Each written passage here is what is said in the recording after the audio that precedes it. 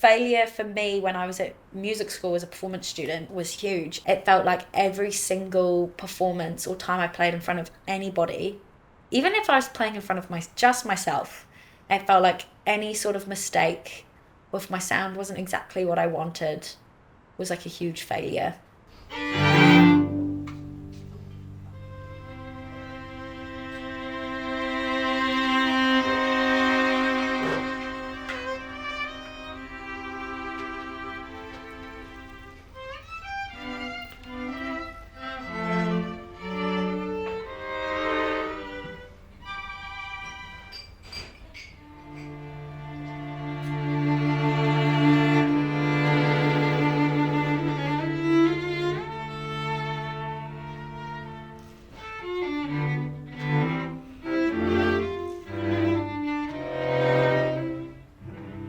It's a weird thing in classical music where it often feels like you sort of have to wait for permission to play.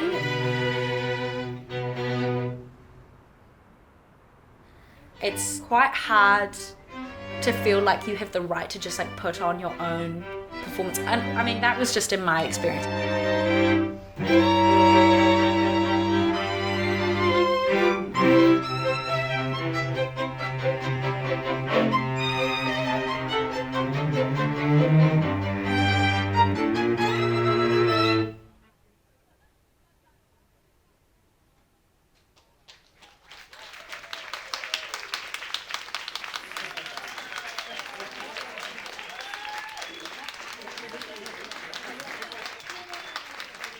Sorry for not introducing myself before. Kolia Tokuingwa. I'm Leah. I run the sessions if you haven't been here before, because there's some faces I don't recognise. I was just saying to Alan that this is our 30th session since we started. Pōneke Classical Sessions is regular classical music series that happens in a bar off of Cuba Street. The kind of co-purpose behind the series is making classical music more regularly available for a wide range of people and putting it in a space that's like a little less threatening than a concert hall. The label classical music, it's often used to refer to traditional music from a certain time period from Western Europe. In my opinion, that's not true. It's based in a lot of tradition and cultural heritage, but it's like from around the world. I think it's a slight trope, like when you want your kid to be a musician, at least for my parents' generation, it's like you want them to be some kind of classical maestro. But as a kid, there's an aspect to classical music of being like, why do I have to care about these guys who lived 200, 300, 400 years ago? A lot of the times I've felt that like classical music has been a lot more accessible or approachable is when classical musicians have been in collaboration with other artists. And I'm not quite sure why that is. Actually, no, I do know why that is. It's because a lot of other art forms have more women and people of colour in them. And sometimes it's hard to feel like classical music represents people like me. Especially like symphonies or something that don't have words. It's kind of like, oh, well, there's nothing inherently harmful about this, it's just music. So it's kind of hard to like get people to see how it coming from a history of it always dominating the cultures it surrounds. Like it goes for centuries, you know, like without that context and without the awareness that comes with it. You know, symphony can actually be like harmful.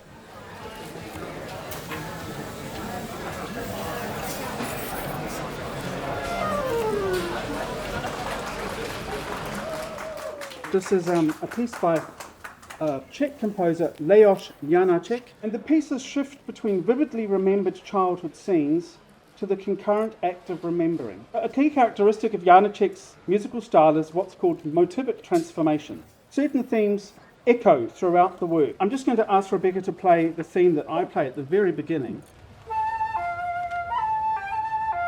That sounds like Rebecca, yes, it's early.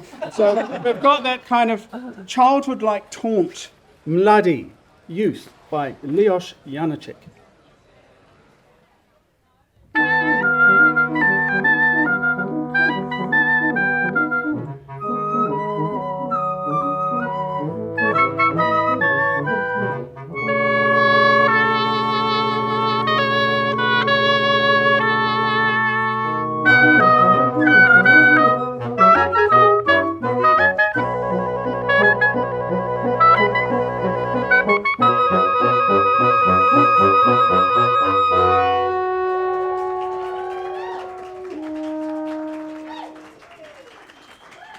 It was nice to have like a very chill atmosphere to view classical music. Like I feel like usually in like the big orchestras and things like that, there's like this etiquette that you got to follow. It was nice to be like viewing that as an audience member as well. Totally, and that was Leah's whole thing on it being accessible and accessibility and bringing in audiences that wouldn't necessarily go to like NZS side concert. I want a pretty insane view from my room.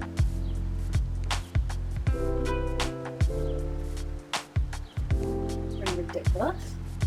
Oh, But that's just like my view. Pretty insane, eh? We get a lot of like kaka and tui in the tree outside. Yeah, it's a weird thing in classical music where the musicians themselves can get quite segregated. Part of the kaupapa is like shared stage for everyone at all stages of their career or who, like whatever they're playing. We can all play side by side. I think there's something also about having the performers like up close and personal. Like I could, right there, right there. I think at my highlight of the Christmas session was when Louisa was playing the sax in my face. I was like, the sound is in my ear. Yeah. It's going nowhere else right now. So it was such a community space. Yeah. I think that was really like the heart of these sessions was just that it was such a community. Yeah. It's definitely one of the reasons that I am still playing violin right now.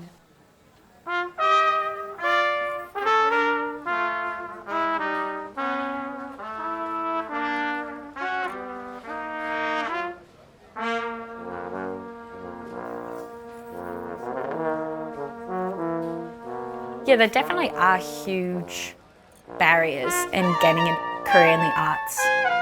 Especially in Wellington, it's so expensive to live here at the moment. You have to be quite privileged almost, or you make a lot of sacrifices.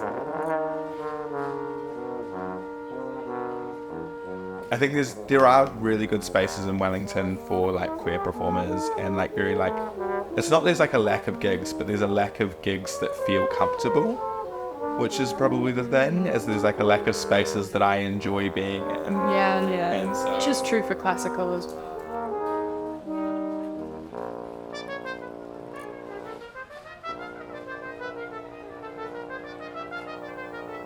There have been times where I've ended up feeling really uncomfy with the way that like some of the older men have treated me or whatever, because there's also like a huge age range in classical.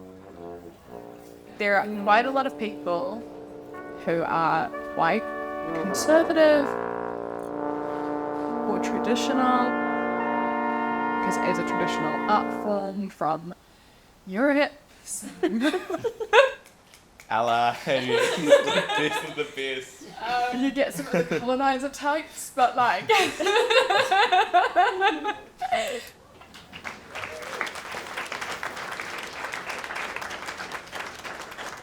The phases I've had where I'm like, do I even want to do this anymore, has all been like towards the end of my degree. It was never as a kid, which is telling. I think it's pretty inevitable that you kind of feel like you have to be good at it, or you have to make a lot of money doing it, or you have to be successful. And I think that's the narrative that gets pushed a lot at uni, is like only the best of the best are going to make it as professional musicians. and that's the goal, is to get paid to do what you do. But actually, music has always been a community thing. I ask myself why I do it to myself. Yeah, and you know, the reasons always arrive. To be completely frank, you know, if I wanted to be successful and I wanted material success and I wanted security, I would have ceased doing this years ago. For a while I was walking around being like, oh, you know, classical music is like kind of messed up because, you know, we have to be so harsh on ourselves and all of this. But it's like, that's kind of the case for people who need to become elite or top of their game in anything. There's a way to do that with like care and like love for yourself. It shouldn't be this like tearing yourself down because you're only training at this thing to, you know, make yourself feel better or like feel more connected to people.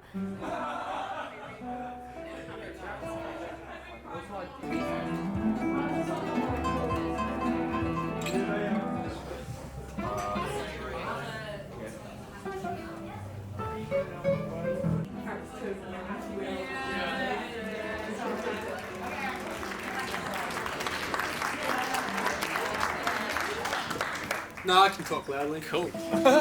Yeah, so this next piece is by a composer many of you will know, Claude Debussy. Yeah, the piece is of course Clair de Lune, which was originally written for piano, but arranged for guitar quartet by our very own Chris Everest. Nice.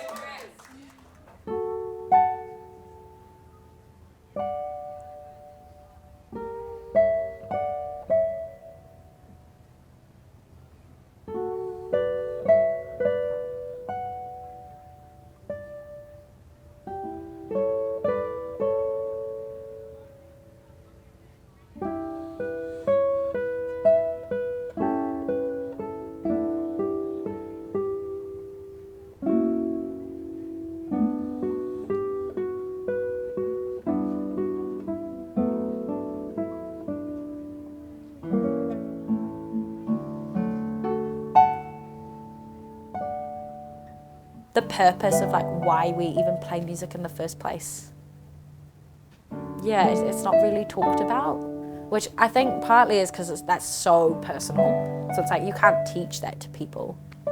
I think in New Zealand we're so scared of like having conversations about spirituality.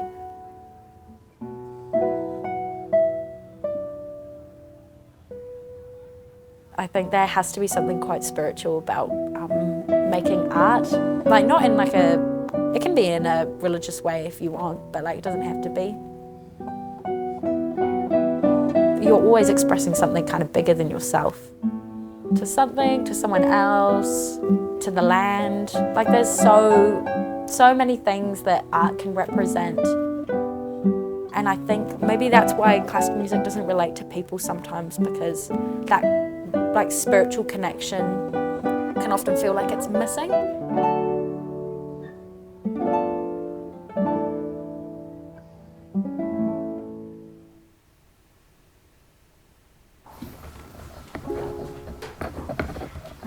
Sit baby. Hi.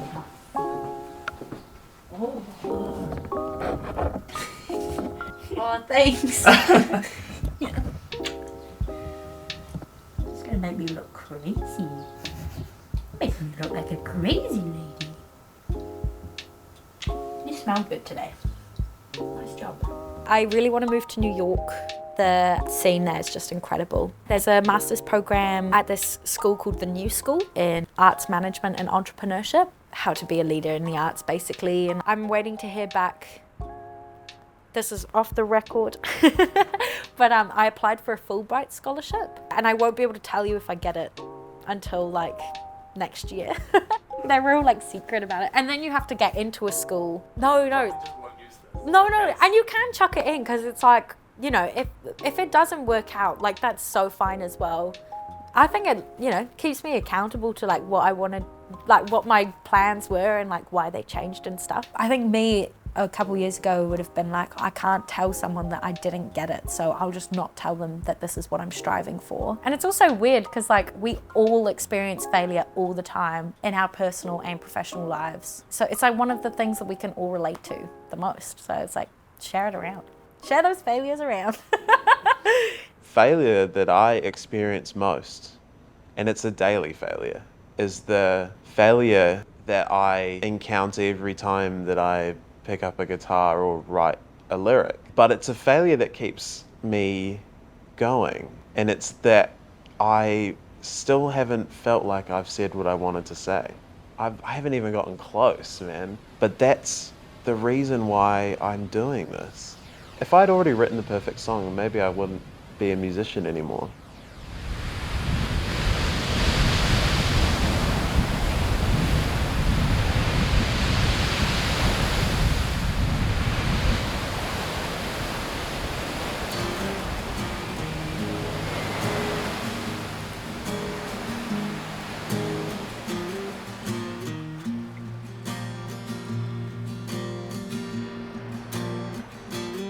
I think that I feel okay about Pōneke sessions being over, partly because it's like, I think, right!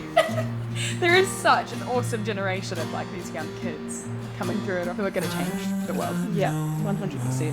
And that's that on that. High school boy. I think music will always be a part of my life. You guys will always be in my life, so obviously music is always going to be in my life. Gosh. What I'm in for. Darling, what a year. Before Pōneke sessions, it was like stressful, like a test. Yeah, because it was.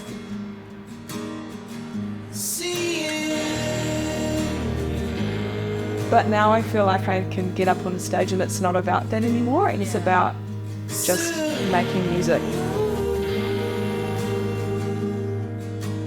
I do love the thought of getting to like 38 and going, I'm gonna paint something. Oh gosh, I'm gonna do it. And then just never tell a joke again. It'll be good.